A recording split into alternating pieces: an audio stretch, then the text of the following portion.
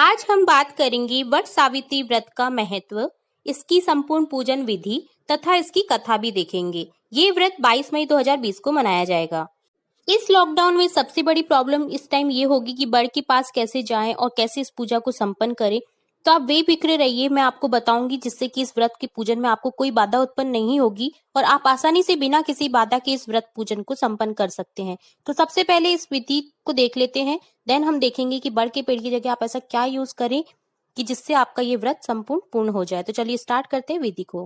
बड़ सायत अमावस्या ज्येष्ठ वर्ष की अमावस्या को मनाई जाती है। इस दिन बड़ के पेड़ की पूजा करनी चाहिए। ये व्रत केवल औरतों को ही करना चाहिए। एक थाल में जल, रोली, चावल, हल्दी, गुड़, भीगे चने आदि लेकर बड़ के पेड़ के पास जावे। वहां बड़ के तने से रोली के टीके लगावे। फिर चना, गुड़, चावल सबको बड़ के पेड़ के नीचे चढ़ा देवे और घी का दीपक जला देवे।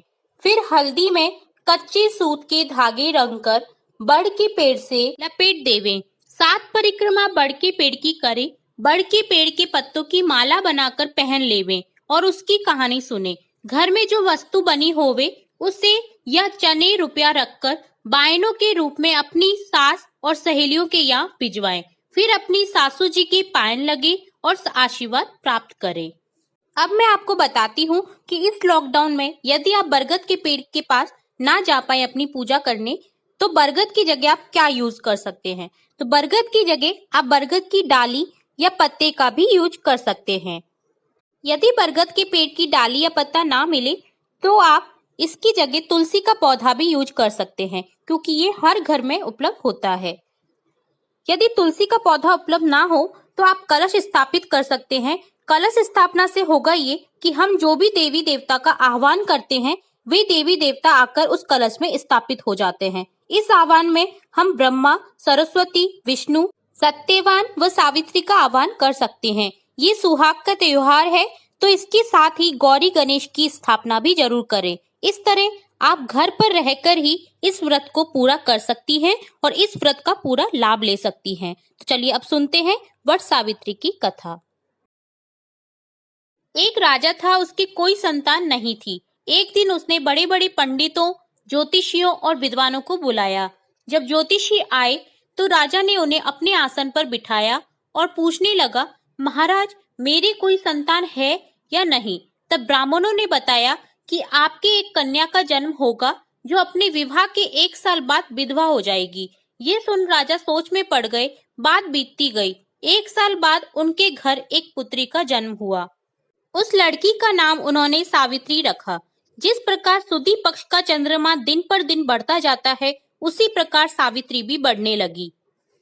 18 वर्ष बाद जब वह यौवनावस्था में आई तो पिता को उसकी शादी की चिंता हुई। तब पिता ने नारद जी को बुलाया और सारा हाल कहा।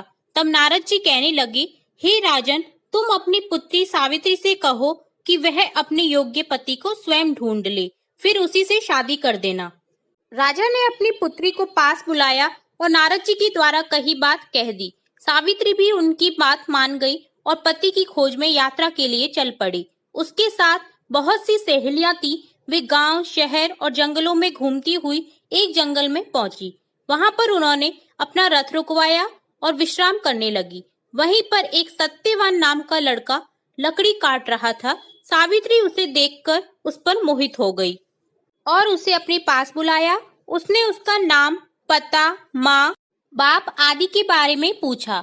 तब सत्यवान ने कहा, माता पिता अंधे हैं, मैं उन्हीं के साथ इस जंगल में रहता हूँ और लकड़ी काट कर गुजारा करता हूँ। सावित्री ने उससे शादी करने को कहा। सत्यवान हंसने लगा और कहा, तुम महलों में रहती हो और मैं जंगल में रहता हूँ, मेरा तेरा कैसे साथ हो सकता है। परंतु सावित्री उससे हट पड़ गई और सत्यवान को अपना पति बनाने की कोशिश करने लगी।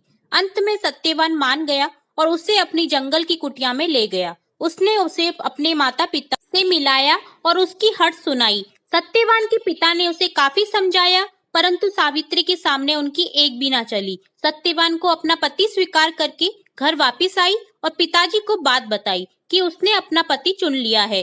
जब सावित्री अपने पिता से ये बात कह ही रही थी, तभी नारद जी आ गए। नारद जी ने पूछा कि तूने अपने लिए कौन सा पति चुना है।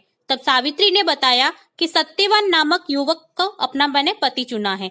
तब नारद जी कहने लगे, उसमें सब गुण ही गुण है, परंतु वह विवाह के 1 साल बाद मृत्यु को प्राप्त हो जाएगा, इसलिए तू कोई दूसरा वर चुन ले। सावित्री ने कहा, हिंदू नारी एक ही बार पति को चुनती है, इसलिए चाहे कुछ भी हो, मैं उन्हें ही अपना पति चुन चुकी हूँ। माता पिता के बहुत समझाने पर भी वह नहीं मानी। तब नारद जी ने उसे आशीर्वाद दिया कि तेरा कल्याण हो। यह कहकर नारद जी चले गए। सावित्री और सत्यवान का विवाह हो गया। सावित्री अपने पति के कल्याण के लिए भगवान शिव की पूजा करने लगी। जब वह दिन निकट आने लगा, तब वह उपवास रखने लग गई। 7 दिन पहले उसने बड़ी भक्ति से पूजा की। तब भगवान शिव प्रसन्न होकर प्रकट हुए और पूछा कि तेरी पूजा करने से मैं प्रसन्न हूँ, जो वर मांगना है मांग। तब सावित्री ने उनसे वर मांगा कि मेरे पति के अंत समय में 2 दिन शेष रह गए हैं, उनके बचाने का उपाय बताओ। तब भगवान बोले, कल ज्येष्ठ की अमावस्या है, कल तू बड़ के वृक्ष की पूजा करना, वह तेरे मनोरथों को पूरा करेगा। तब सावित्री ने वैसा ही किया। रात्रि जागरण भी किया। सुबह जब सत्यवान जंगल को जाने लगा, तब कहने लगी, मैं भी तुम्हारे साथ चलूंगी। सत्यवान ने मना किया, परंतु सावित्री नहीं मानी। वह अपने सास ससुर से आज्ञा लेकर जंगल में सत्यवान के साथ गई। सत्यवान जंगल में पहुंचकर एक पेड़ पर चढ़ गया। उसने लकड़ी काटनी शुरू कर दी। कुछ देर बाद उसके सिर में दर्द हुआ और वृक्ष के नीचे आकर सावित्री की गोद में लेट गया। सावित्री की चिंता बढ़ने लगी। इतने में सत्यवान बेहोश हो गया। सावित्री ने देखा, मेरे सामने कोई खड़ा है। उसने पूछा, आप कौन हैं? तब उसने कहा, मैं धर्मराज हूँ, मैं तुम्हारे पति के प्राण लेने के लिए आया हूँ। इतना कहकर धर्मराज सत्यवान के प्राण लेकर चल दिए। सावित्री भी उनके पीछे पीछे चल दी। धर्मराज ने मना किया, परंतु वह नहीं मानी। तब उसने कहा, अपने पति के अलावा कोई 3 वर मांग लो।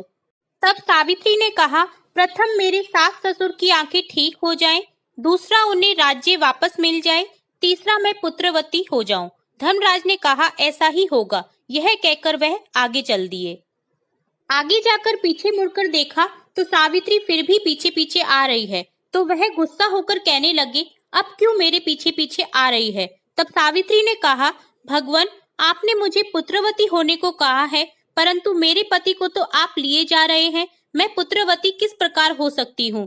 धर्मराज चक्कर में पड़ गए और वे सावित्री से बोले, तूने मुझे जाल में फंसा लिया। अब तू जा और अपने पति के पास पहुंच जा। जैसे ही तू अपने पति के पास पहुंचेगी, तेरा पति जीवित हो जाएगा। वह वापस आ गई। उसका पति जीवित हो गया। फिर वह घर आए और सुख से रहने लगी। तभी सत्यवान की माता पिता की आंखें ठीक हो गई और राज्य भी वापस मिल गया। यह सब कुछ बड़ की पूजा और व्रत के प्रभाव से हुआ, इसलिए इसे बड़ सायद या वट सावित्री भी कहते हैं। हे भगवान, जैसे तुमने सावित्री को अटल सुहाग दिया, वैसे सबको देना और हमको भी देना।